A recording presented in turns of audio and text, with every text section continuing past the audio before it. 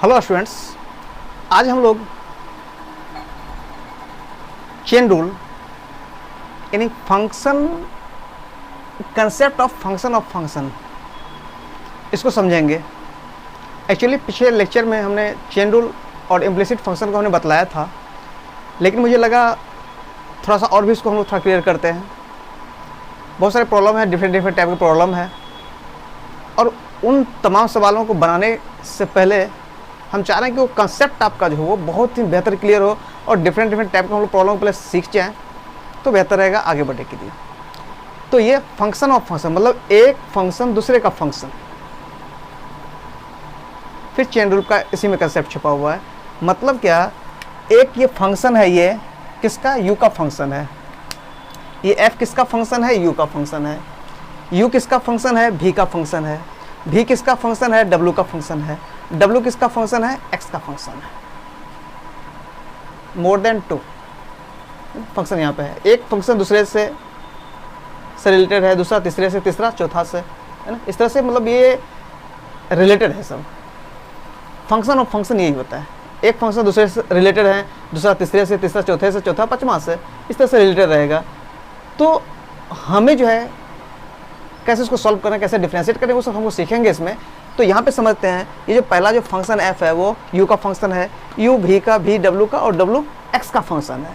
इसी चीज़ को हम यदि कंबाइंड करें इन फंक्शनों को तो हम इसको लिख सकते हैं, फंक्शन जो है वो एफ ऑफ यू, यू किसका, भी का,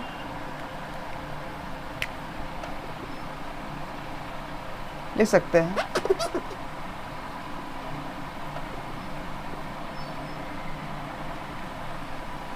मतलब ये फंक्शन जो f है वो किसका फंक्शन है, ये f किसका फंक्शन है, u का फंक्शन है। फिर u v का, v w का, और w x का। तो हम यहाँ पे क्या देख रहे हैं कि ये एक दूसरे से रिलेटेड है। पहला फंक्शन u का, फिर u v का फंक्शन है, v w का, और w x का फंक्शन है। और यहाँ पे आपसे ये पूछा जाए या आपसे ये कहा जाए कि आप जो है ये जो फंक्शन है ये, इसको सबसे जो लास्ट में जो है इसके सापेक्ष इसको डिफरेंशिएट करें। इस फंक्शन को जो सबसे लास्ट जो ये x है इसके सापेक्ष आपको डिफरेंशिएट करना हो तो हम लोग कैसे करेंगे। मतलब आपसे पूछा जाए df/dx निकालने के लिए, तो कैसे निकालिएगा। इस फंक्शन को इसके सापेक्ष है वो आपको अवकलन करना पड़े, तो कैसे हम लोग करेंगे। तो उसके लिए रूल होता है, क्या है कि df जो ये पूरा जो फंक्शन है उसको हम लोग du लिख सकते हैं, फिर du को हम लोग v के सापेक्ष, और फिर dv को dw के सापेक्ष, और फिर dw को dx। हम लोग ये पूरे फंक्शन को ऐसे लिख सकते हैं कि मतलब जो है f जो है ये जो फंक्शन है उसको हम किसके सापेक्ष करेंगे, इस फंक्शन को हम u के सापेक्ष करेंगे, फिर u को हम v के सेकंड फंक्शन के सापेक्ष करेंगे, फिर v को हम w के सापेक्ष, और w को x के सापेक्ष। मतलब कुल मिलाकर हम इसी df/dx को, मतलब ये जो आपका है df/dx, इस फंक्शन को x के सापेक्ष आपको डिफरेंशिएट करना पड़े तो उसको हम ऐसा लिखा जा सकता है कि df/du, फिर ये du वैल्यू कैंसिल होता है, ये सब तो ऑलरेडी क्या होता है df/dx ही बचता है ना। यदि ये इससे कैंसिल कर दें इस सबको तो हमको df/dx ही बचता है। इसी को हम लोग ऐसे लिखा जा सकता है df/du, फिर u को v के सापेक्ष, फिर v को w के, और w को x के सापेक्ष। मतलब इस तरह से इसको हम लिख सकते हैं। इस पे एक हम लोग अब सवाल लेते हैं और देखते हैं। मान लेते हैं एक क्वेश्चन यहाँ पे है, y बराबर साइन एक्स क्यू रहेगा या x पर 4 रहेगा। यहाँ पे भी दो फंक्शन है, एक साइन, यहाँ पे सिर्फ साइन एक्स रहता तो साइन एक्स का डिफरेंशिएशन कॉस एक्स होता है, अपने को पता है। लेकिन यदि यहाँ पे मान लीजिए 4 पावर दे दिया तब इसको कैसे डिफरेंस कर, यानी इस x के सापेक्ष, है ना, और यहाँ x के सापेक्ष डिफरेंशिएट करना पड़े तो कैसे हम लोग इसको करेंगे, डिफरेंशिएट करेंगे। तो इसको हम लोग dy/dx को हम लोग कैसे लिख सकते हैं, मतलब ये पूरा जो है साइन, इसको यदि हम एक x मान लें, इस साइन के अंदर में जो फंक्शन है उसको यदि हम x मान लें सिर्फ, तो साइन x का डिफरेंशिएशन कितना होगा। मतलब dy/dx आपको निकालना है किसका, साइन x पर 4 का, इसका डिफरेंशिएट करना है। तो ये क्या करते हैं, इसको हम जो x पर 4 को हम x मान लेते हैं तो साइन x का कितना होता है, cos x हो जाता है। cos और ये अपने जगह पे रहेगा, या हम ऐसे भी लिख सकते हैं cos x पावर 4 गुना, अब क्या करेंगे sin x का हो गया cos x, अब x पावर 4 का हम करेंगे डिफ्रेंशिएशन। अब इसको क्या करेंगे, जो अंदर में इसका फंक्शन है उसको हम लोग डिफ्रेंशिएट करेंगे। तो कुल मिलाकर हम इसको लिख सकते हैं 4 गुना में आ जाएगा x पावर n का कितना होता है n इंटू x तो पावर n-1, जो पावर है वो 4x और 4 में से 1 घट जाएगा, मतलब यहाँ पे हम लोग 3 लिख सकते हैं। ये आपका डिफ्रेंशिएशन होगा, मतलब इस फंक्शन को हम लोग डिफ्रेंशिएट करना पड़े तो हम लोग इस तरह से कर सकते हैं। एक और फंक्शन लेते हैं, इसको लिखा जाए। मान लेते हैं ये दूसरा यहाँ पे है y बराबर log sin x³ रहेगा, इसको dy/dx निकालना है।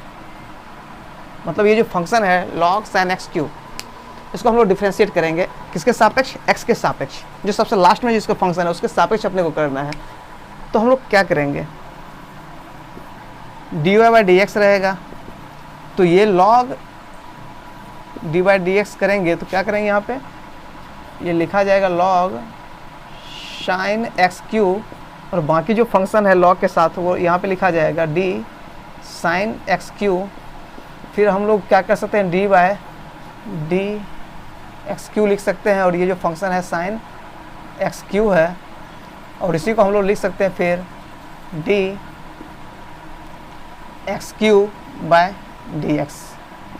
मतलब इसी को हमने चेन रूल का हमने यहाँ पे यूज किया। यही क्या था, यही आपका क्या था, चेन रूल था। ये क्या था, चेन रूल यही है ना। जब एक फंक्शन दूसरे पे, मतलब एक फंक्शन के अंदर दूसरा फंक्शन, दूसरा के अंदर तीसरा, तीसरा के अंदर चौथा जब फंक्शन रहेगा और उसको डिफ्रेंशिएट हम लोग करते हैं तो यही क्या होता है, चेन रूल यही होता है ना। एक श्रृंखला बन जाती है, इसी को हम लोग हिंदी में श्रृंखला नियम बोलते हैं ना। श्रृंखला नियम क्या बोलते हैं इसको, श्रृंखला नियम।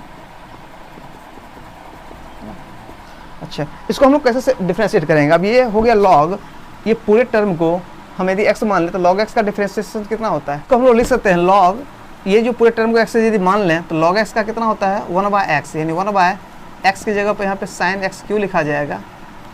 और अब इसको यदि हम x मान लें, sin x यदि मान लें, sin x ये अलग टर्म है, x³ का sin x का डिफरेंशिएशन यदि इसको मान लें, x³ को थोड़ा देर के लिए हम भूल जाएं, x³ को यदि हम x मान लें तो ये क्या हो जाएगा, sin x का डिफरेंशिएशन x³ के सापेक्ष।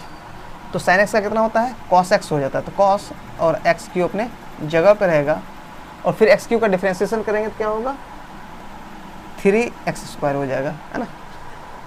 तो कुल मिलाकर ये जो है अपना एक डिफरेंशिएशन था। इसको हम लोग इसी तरह से लिख सकते हैं 3x² cos x³ बट्टा sin x³। ये x³ से x³ नहीं कटेगा क्योंकि x क्या है, ये वेरिएबल है ना।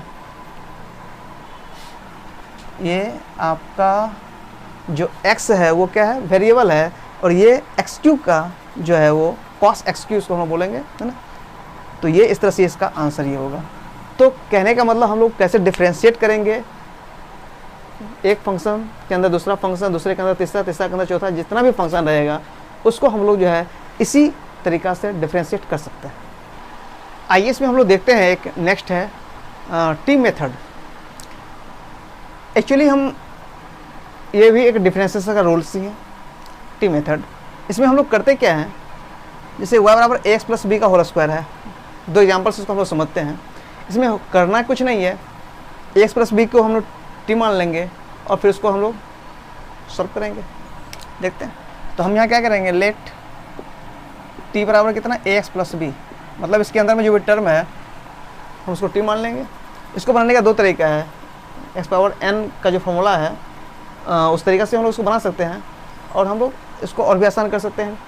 जो भी इसमें रहेगा उसको हम लोग x प्लस b मान लिया। इसको हम लोग क्या करते हैं, dt/dx, यानी इसी को हम t को जो हमने माना है x प्लस b को हमने t माना है, इसको हम क्या करें, दोनों तरफ x के सापेक्ष डिफ्रेंशिएट कर लेते हैं। इसको क्या करेंगे, x के सापेक्ष डिफ्रेंशिएट कर लेंगे तो क्या हो जाएगा, यहाँ पे a तो अलग हो जाएगा, मतलब यहाँ पे dy/dx करेंगे किसका, ax प्लस b का कर लेंगे। यहाँ पे क्या हो जाएगा, a कांस्टेंट है बाहर हो जाएगा, dx/dx प्लस d/dx किसका, b का। तो a गुना 1 प्लस 0, क्योंकि ये x के सापेक्ष करेंगे तो 1 होगा, और ये b कांस्टेंट है यहाँ पे 0, कुल मिलाकर यहाँ पे कितना हो गया a। मतलब D t by d x का मान कितना आ गया, ए आ गया।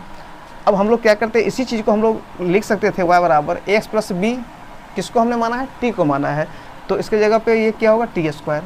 अब इसको हम लोग d y by d x लिखेंगे, तो क्या करेंगे इसको हम d y d x t square को करेंगे, तो हम लोग क्या इसको कर सकते हैं, इसको हम लोग क्या लिख सकते हैं, ये लिखने का अपना तरीका एक और हो सकता है कि डी टी और D t by d x है ना, मतलब t को टी स्क्वायर का t के सापेक्ष और फिर t का x के सापेक्ष, कुल मिलाकर ये जो है अपना ये यदि हम इसको कैंसिल करते हैं तो ये d y by d x ही मिलेगा, क्योंकि y बराबर ये टी स्क्वायर है, तो d y by d x हम लोग करेंगे, तो यहाँ पे वेरिएबल आपका क्या है टी स्क्वायर का t के सापेक्ष फिर D t by d x लिख सकते हैं, दोनों कैंसिल होगा तो मतलब मान में फ़र्क नहीं पड़ रहा है, मतलब कुल मिलाकर हम इसी को हमने मॉडिफाई कर दिया, चेन रूल का हमने यहाँ पे यूज़ किया है। अब ये टी स्क्वायर का कितना हो जाएगा, t के सापेक्ष 2t हो जाएगा, और D t by d x का हमने ऑलरेडी यहाँ पे मान निकाला था, कितना है a है, कुल मिलाकर ये 2at आ जाएगा, और 2a और t का मान हम किस x प्लस बी को हमने माना था ना, तो कुल मिलाकर ये आपका ऐसा हो जाएगा। कुल मिलाकर हम इसमें हमने क्या किया, सिर्फ रिप्लेस किया, x प्लस बी के बदला हमने उसको t मान लिया, और फिर इसी t को हम x के सापेक्ष हमने डिफ्रेंशिएट कर लिया, D t by d x का मान आ गया, और फिर हमने क्या कर दिया, ये y बराबर जो ये फार्मूला था उसमें x प्लस बी के बदला हमने t मान रख दिया, तो टी स्क्वायर था, y को हमने x के सापेक्ष डिफ्रेंशिएट किया, तो इधर भी हम लोग इसको इस तरह से लिख सकते थे, है ना, टी स्क्वायर का t के सापेक्ष फिर D t by d x, तो टी स्क्वायर का जो है डिफ्रेंशिएशन 2t होता है, और D t by d x का मान यहाँ से हमने रख दिया, और t का मान फिर हमने यहाँ पुट कर दिया, हो गया। ये था t मेथड, है ना। इसी तरह से इधर एक क्वेश्चन है, उसको भी हम लोग सॉल्व करते हैं। यहाँ भी क्या करेंगे, यहाँ पे t मान लेंगे किसको, एक्स स्क्वायर प्लस 5 को हम क्या मान लेंगे, t मान लेंगे, t इसको मान लेते हैं। अब क्या करेंगे, दोनों तरफ क्या करेंगे, t x के सापेक्ष इसको हम लोग डिफ्रेंशिएट करेंगे, तो कितना होगा, एक्स स्क्वायर का कितना हो जाएगा, 2x हो जाएगा, 5 कॉन्स्टेंट है 0 हो जाएगा, कुल मिलाकर D t by d x का मान कितना आ गया, 2x आ गया। अब यही मान यहाँ पे हम लोग रखेंगे, तो d y by d x क्या लिख सकते हैं, एक्स स्क्वायर प्लस 5 के बदला हम लोग क्या लिखेंगे, यहाँ पे t लिख देंगे, टी स्क्वायर हो गया। अब इसको सापेक्ष डी एक्स के सापेक्ष इसको डिफ्रेंशिएट करना है, इसी को हम लोग क्या लिख सकते हैं, यहाँ पे d t square by d t अगुना d t by d x, ऐसा भी हम इसको लिख सकते हैं, क्योंकि जो फंक्शन हम लोग डिफ्रेंशिएट करेंगे, क्योंकि अपना ये फार्मूला था ना, कौन सा formula, x power n d x, मतलब एक्स पावर एन का एक्स के सापेक्ष डिफ्रेंशिएशन हम लोग करते हैं, डिफ्रेंशिएट क्या होता है, n into x power n minus 1 होता है, तो उसी के फॉर्मेट में सबको लेके चलना है, मतलब टी स्क्वायर को टी के सापेक्ष और फिर टी को एक्स के सापेक्ष, कुल मिलाकर ये जो है इसका हो जाएगा 2t, और D t by d x का मान यहाँ से हमने 2x हो जाएगा, 2 दूनी 4x, और t का मान कितना है, t हमने किसको माना है, एक्स स्क्वायर प्लस 5 को माना है, तो ये एक तरह से आपका ये सॉल्यूशन हो गया। यही था अपना t मेथड, हमने इसमें कुछ नहीं किया, सिर्फ एक्स स्क्वायर प्लस 5 या जो भी इसमें टर्म रहेंगे उसको हम लोग t मान लेंगे, फिर t को x के सापेक्ष डिफ्रेंशिएट कर लेंगे, और फिर जो वैल्यू था वो y बराबर जो वैल्यू फंक्शन दिया रहेगा उसमें हम उसको t को रखेंगे, और फिर उसको हम क्या करेंगे, x के सापेक्ष डिफ्रेंशिएट करना होगा तो हम उसको इस तरह से चेंज करेंगे, है ना, जिसके सापेक्ष करना है वो यहाँ पे रहना चाहिए, यहाँ पे t यदि हम मानते हैं तो यहाँ पे t रहना चाहिए, फिर आगे हमने t का वैल्यू पुट कर दिया, और ये इसका सोल्यूशन था। ये था t मेथड, और आगे हम लोग इम्प्लिसिट फंक्शन नेक्स्ट वीडियो में हम लोग देखेंगे, उसको थोड़ा डिटेल में और भी स्टडी करेंगे, बहुत सारे प्रॉब्लम है उसको हम लोग उसमें सॉल्व भी करेंगे, और वो और अच्छा से उसको हम लोग क्लियर करेंगे। इससे पहले हमने एक वीडियो ऑलरेडी बना रखा है, लेकिन कुछ और भी प्रॉब्लम है, डिफरेंट टाइप का प्रॉब्लम है, हम चाहें उसको भी उसमें सॉल्व कर लें। फिर हम लोग लॉगरिथमिक फंक्शन है और भी बहुत सारा फंक्शन है इसमें, जिसको हम लोग सीखेंगे कैसे उसको हम लोग डिफ्रेंशिएट करते हैं, और बाकी जो इसके जो रूल्स हैं उसको हम लोग भी धीरे धीरे अध्ययन करेंगे।